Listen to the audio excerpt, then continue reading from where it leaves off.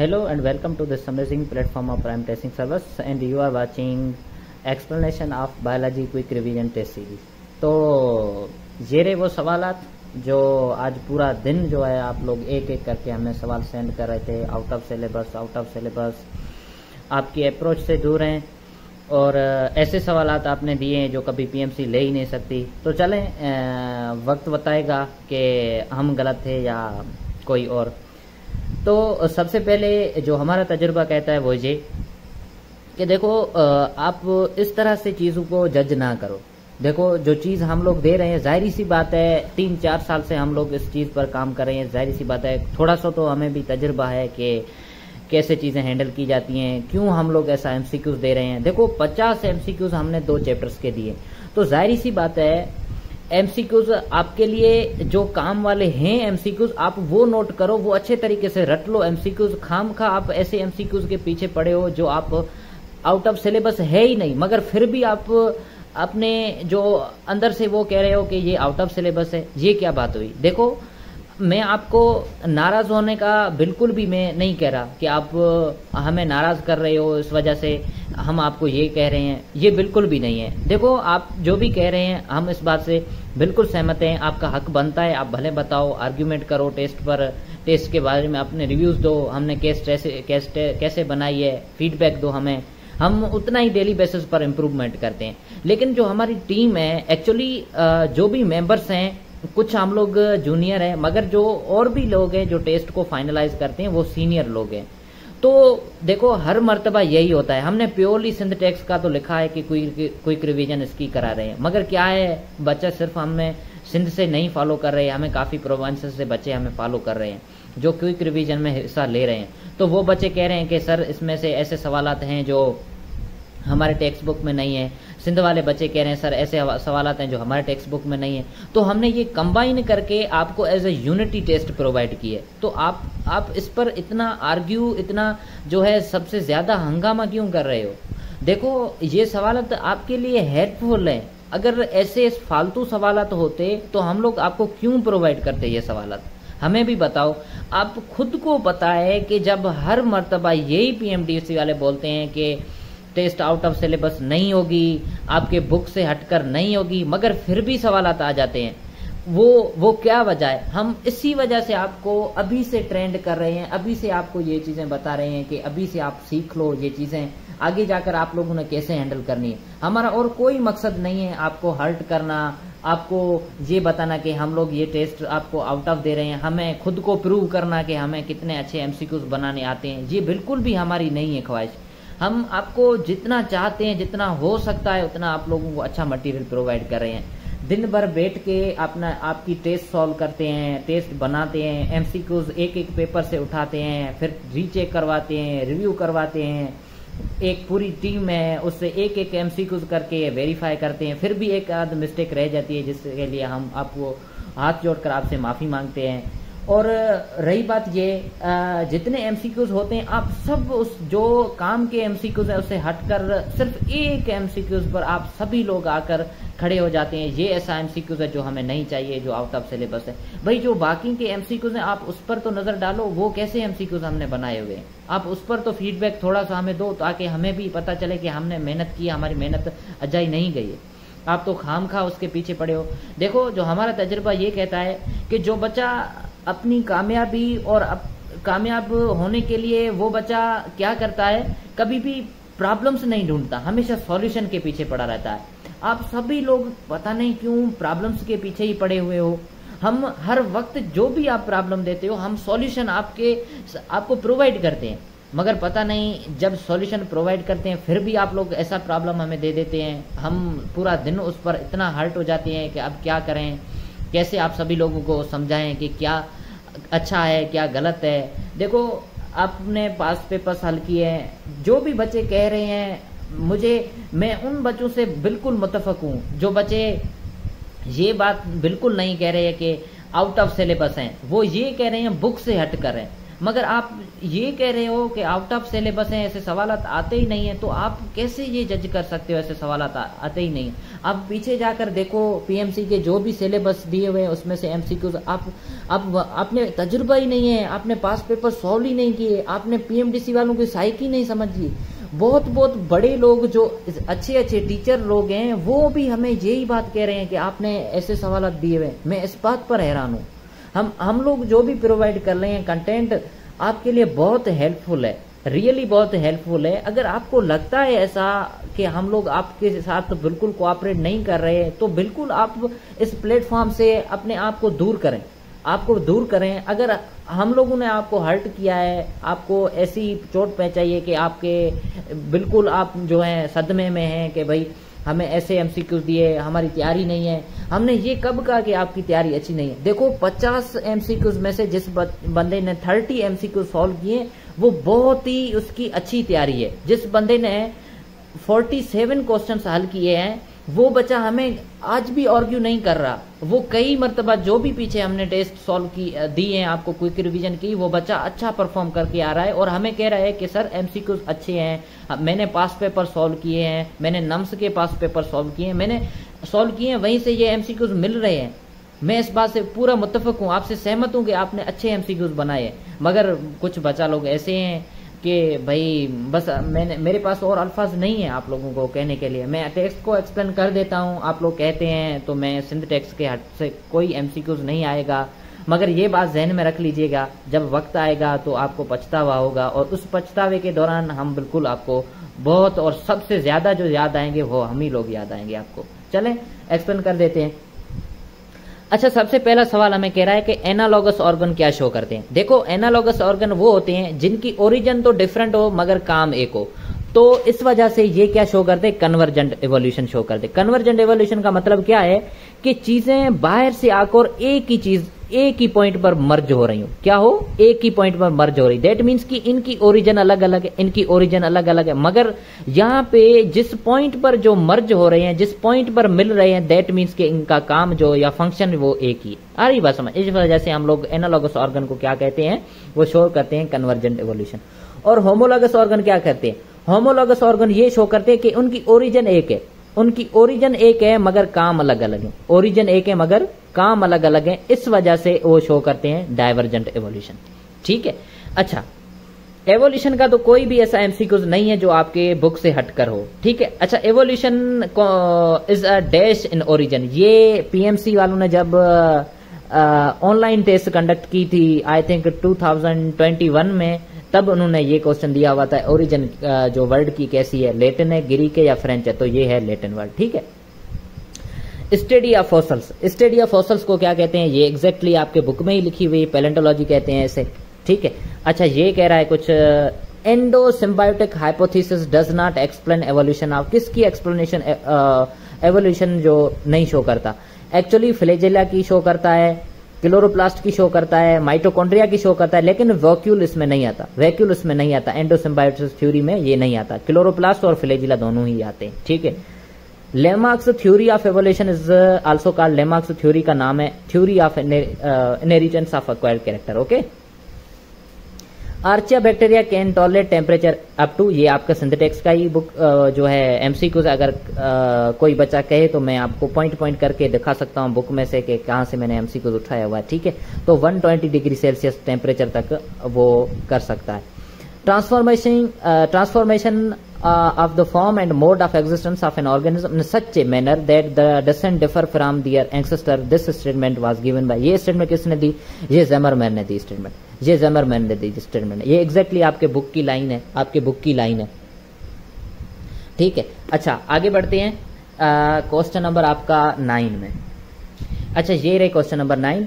Decent with modification is according to. ये क्वेश्चन दोनों ही है, इंपॉर्टेंट है। पिछला वाला एमसीक्यू ज़ेमरमैन वाला वो आया हुआ था लास्ट ईयर टेस्ट में, अब हो सकता है ये आ जाए। तो ये है डिसेंट विथ मॉडिफिकेशन। ये किसने स्टेटमेंट दी? ये डार्विन ने दी स्टेटमेंट। ठीक है। Who was the strong believer of theory of special creation. हाँ, इस बात को लेकर आज बहस हो रहा था बच्चों का। क्या? बच्चों ने स्टेटमेंट पढ़ी ही नहीं, बुक को तो रीड किया ही नहीं। जो भी बच्चे आर्ग्यूमेंट कर रहे थे, जो भी बच्चे हमें सवाल सेंड कर रहे थे, उन बच्चों ने बुक की रीडिंग की नहीं, बिल्कुल भी नहीं की है बुक की रीडिंग, ठीक है। तो मैं आपको दिखाता हूं कि क्या है ये एक्चुअली सारेज वाला कॉन्सेप्ट क्या है। तो आइए दिखाता हूं मैं। अच्छा ये रहा सारेज, कहाँ रहा ये, the great advocate of theory of special creation was father Suarez, ये था फादर सारेज।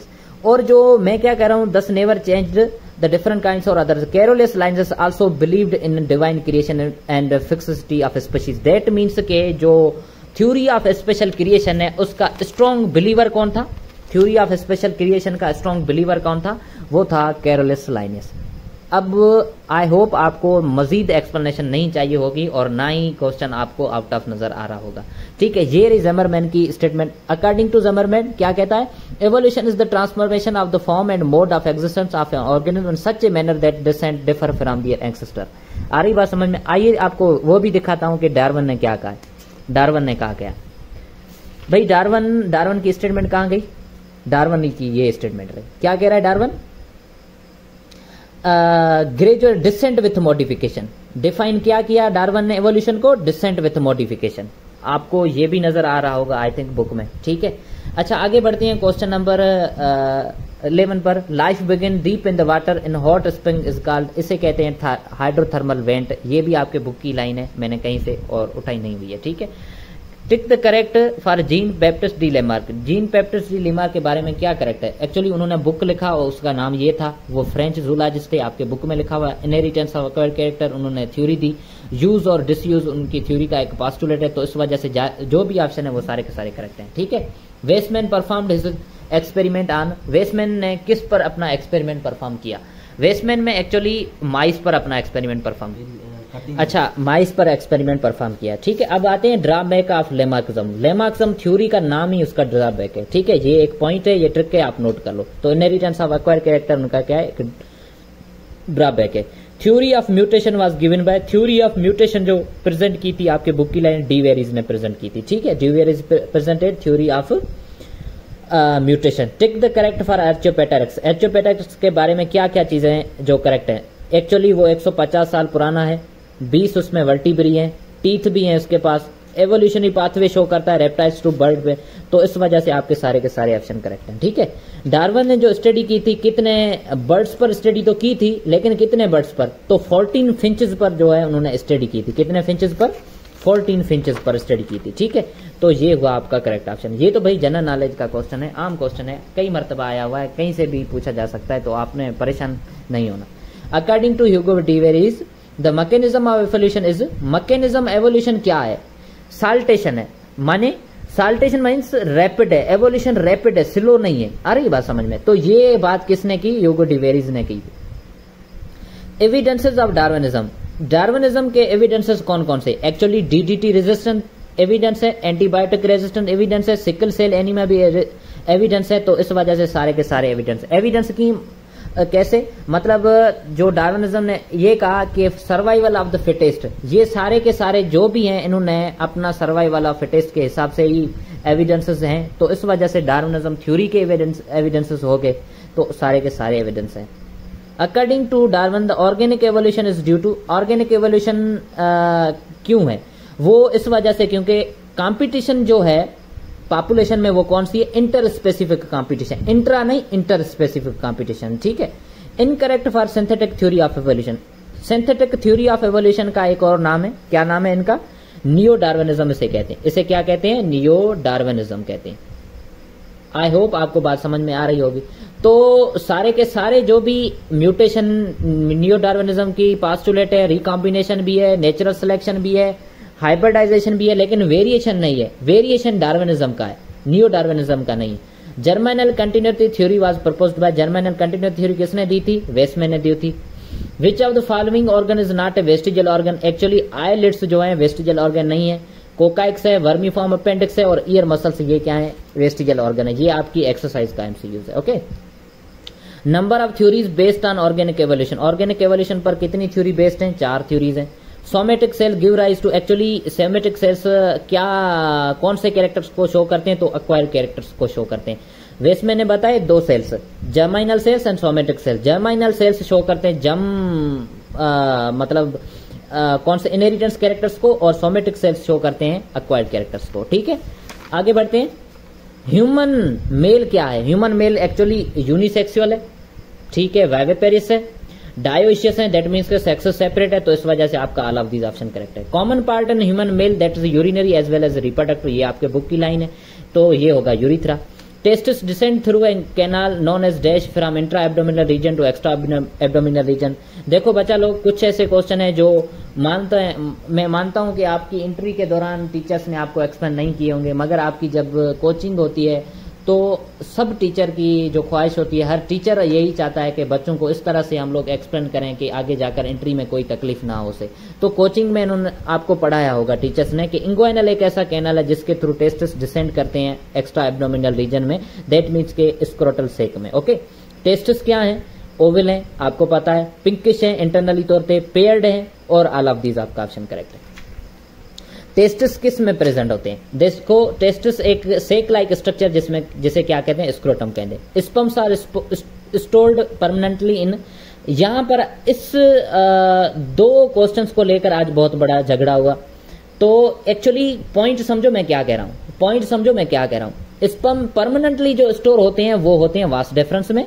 क्या? परमानेंटली स्टोर होते हैं वास डेफरेंस में। दैट मीन्स कि जब तक इजैक्यूलेशन नहीं होती स्पर्म्स की, बॉडी से बाहर स्पर्म्स नहीं निकलते, तब तक के लिए स्टोर होते हैं कहां पर?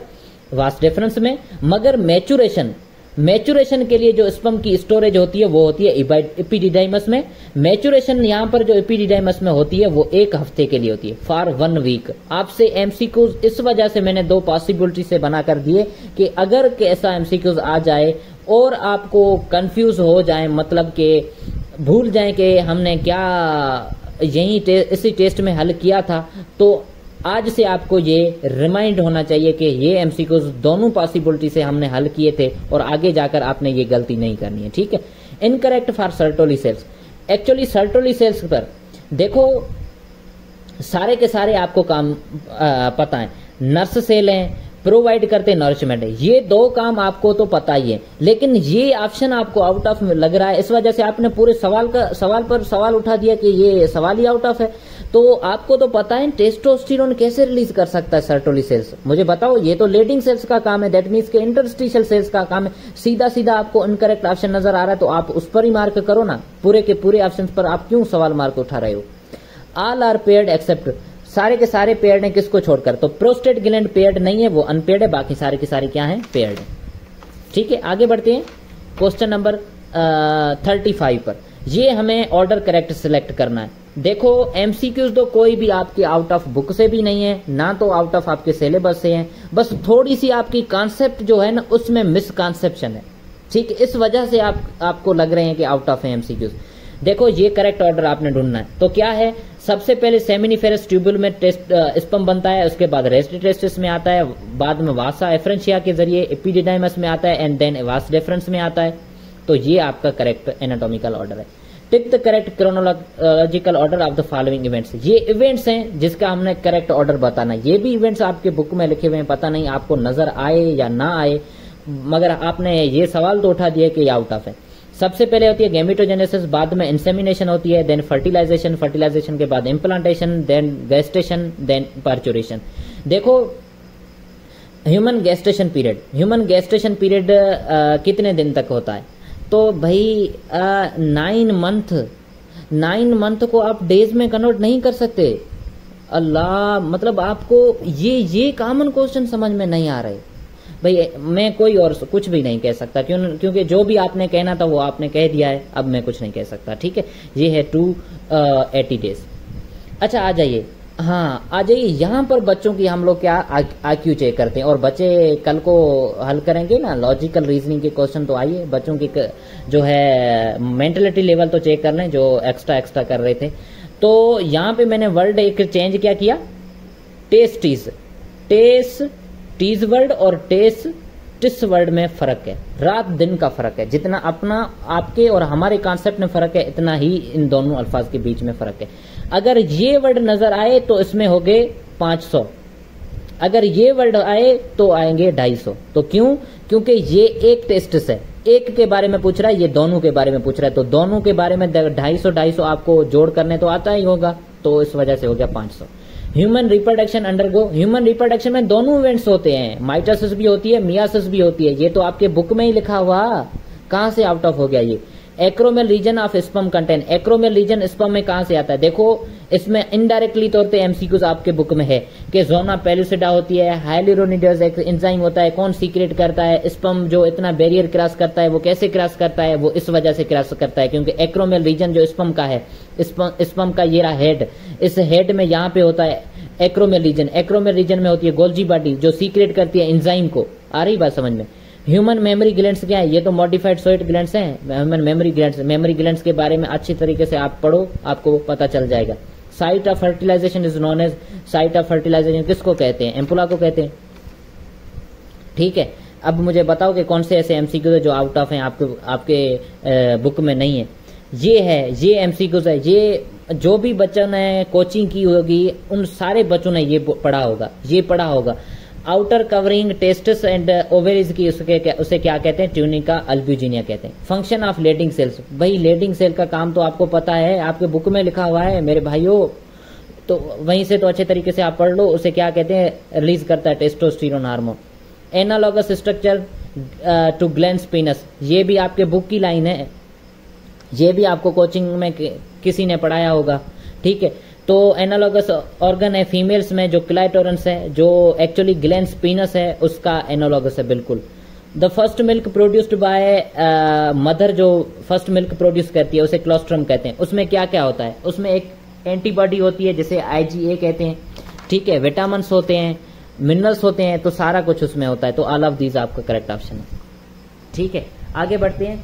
All are reproductive disorder except, किसको छोड़कर सारे के सारे रिप्रोडक्टिव डिसऑर्डर्स हैं। तो एडिसन डिजीज ये रिप्रोडक्टिव डिसऑर्डर नहीं है। ठीक है, अच्छा आगे बढ़ते हैं। स्पाइलस इज कास्ड बाय, अच्छा स्पाइलस इज कास्ड बाय, तो स्पाइलस की क्या वजह हो सकती है? वो ट्रोपोनिमा पैलेडियम है। ठीक है, ये आपके डिसऑर्डर्स लिखे हुए हैं आपके बुक में। FSH एक्ट्स ऑन, FSH कहां पर एक्ट करता है? सर्टोली सेल्स पर एक्ट करता है, ये तो आपके बुक में ही लिखा हुआ। Cause of female infertility, female infertility की क्या काज हो सकते हैं? ये भाई इनडायरेक्टली आपके बुक का ही है क्वेश्चन, मगर क्या करें, आप ना इनडायरेक्टली समझते हैं ना डायरेक्टली समझते हैं। Failure to ovulate, uterus damage हो जाए इस वजह से इनफर्टिलिटी हो सकती है। ब्लॉक्ड ओविडक्ट हो सकता है, एंडोमेट्रियोसिस हो सकती है। तो ये सारे के सारे। ठीक है भाई, तो यहाँ पर एक्सप्लेनेशन खत्म होती, एक्सप्लेनेशन देते ही आप सभी लोगों को पता चल गया होगा कि कितने सवालात आसान थे, मगर आपका जो हंगामा था वो बहुत बढ़ता जा रहा था। पर क्या करें, ये जो आपके दिमाग में भूत सवार है बुक वाला, ये आपको मरवाएगा एक दिन।